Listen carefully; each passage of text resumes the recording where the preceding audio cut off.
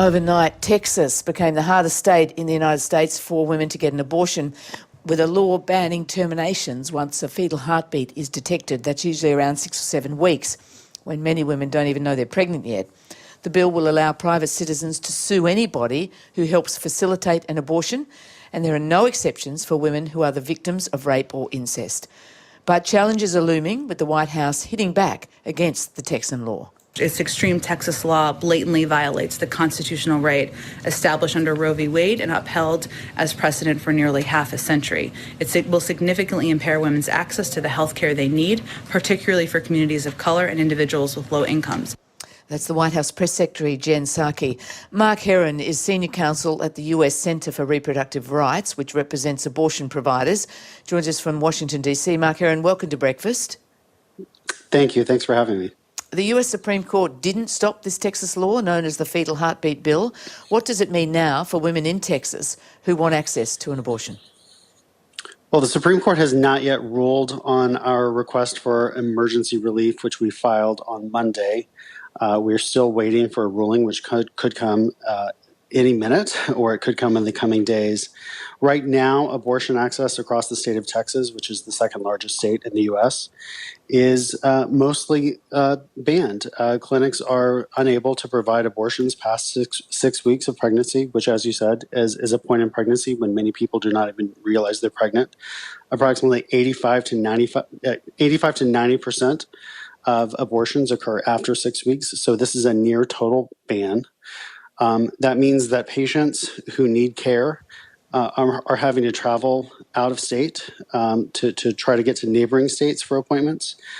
Patients last night, on the last day that abortion was legal in Texas, clinics were scrambling to try to see as many patients as possible.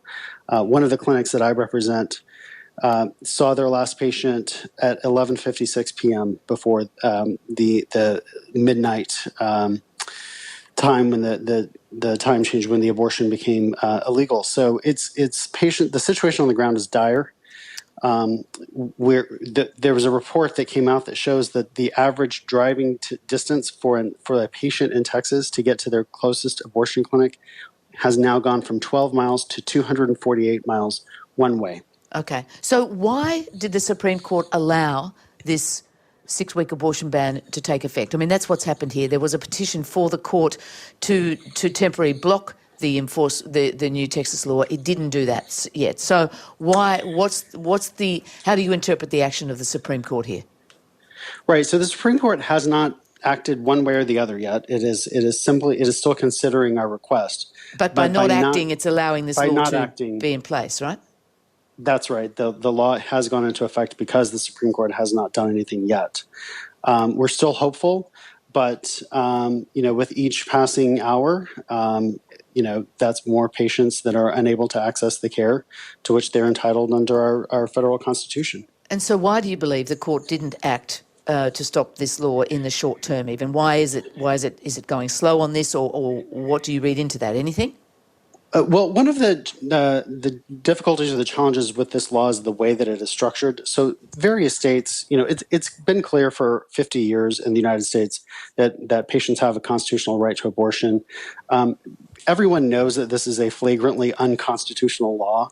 And if it had been structured the way that other states have tried to structure their anti-abortion laws, it's clear that the federal courts would have blocked it. But because Texas officials themselves can't criminalize or outlaw abortion, the way that they framed or structured this law was to have it enforced by private citizens who would sue abortion providers, abortion funds that help pay for the cost of an abortion, anyone who supports an abortion patient. And so because this is privately enforced, it does make the challenge a little bit more difficult to bring. And so this is the first time we've seen a law like this. It's the most extreme law. It's a very strangely designed law, that, isn't it? That citizen sort of power. It's almost like building in a vigilante response. Exactly. Texas has put a bounty basically on the head of abortion patients for $10,000 at a minimum per prohibited abortion. But the way that Texas structured it this way in order to try to avoid federal court review, so that in the hopes that the law actually would take effect. A near total ban is how you describe this Texas law. Other states have moved too, and the US Supreme Court is already looking at considering a review of Mississippi's ban. Is this effectively moving towards overturning Roe versus Wade? That is what some certainly suggest. Well, I mean, it certainly is a terrible precedent that this is now the first 6-week ban that has been allowed to actually take effect in the 50 years since the Supreme Court recognized a right to abortion. This is the first time.